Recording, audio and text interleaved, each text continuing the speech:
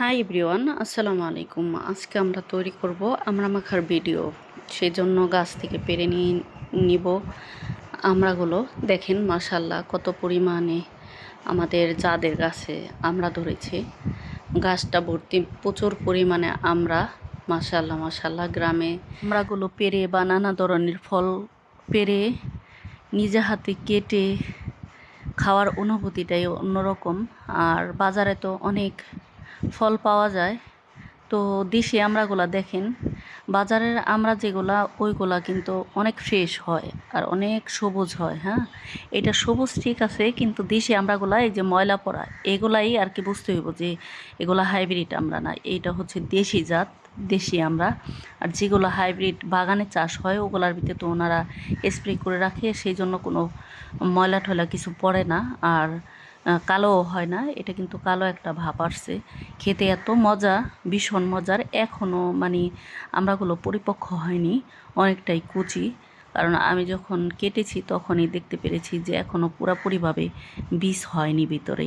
আমরা কিন্তু অনেক বীজ হয় কাটালো কাটালো, কিন্তু সেটা এটার মধ্যে নাই, সব গোছের লগেই গেছে গা কাটার সময়। এই তো আমি আমড়াগুলোকে ভালো করে ধুয়ে, দেখেন আমি পানিটা কিন্তু ধুইছি, তারপরেও এই কালো কালার কিন্তু উঠে নাই। কারণ এই দেশি আমরা এটা এমনিতেই আমি কাটতেছি, এর মধ্যেও কিন্তু ময়লাও দেখা যাচ্ছে না। দেখেন কত সুন্দর হয়েছে মাশাল্লাহ। চারটা আমরা ছিল আমি কেটে নিলাম, কত সুন্দর দেখা যাইতেছে। আর আমড়াগুলো ভীষণ ভালো ভালো একটা জাতের আমরা, এগুলা খেতে ভীষণ মিষ্টি।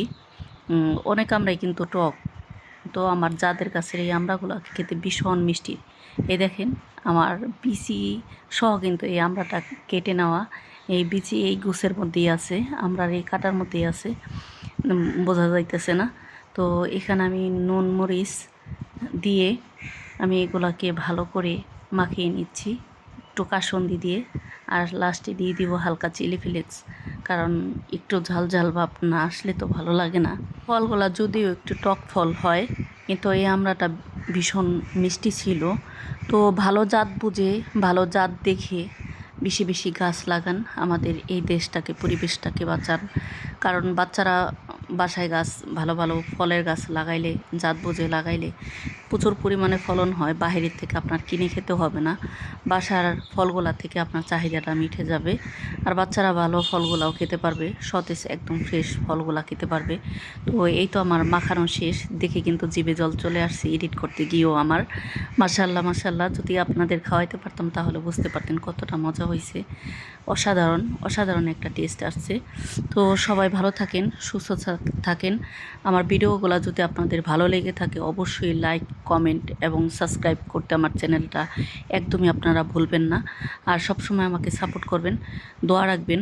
তো সবার প্রতি আমার ভালোবাসা এবং দোয়া রেখে আজকে এখানেই আমি ভিডিওটা শেষ করছি। আল্লাহ হাফেজ, আসসালামু আলাইকুম।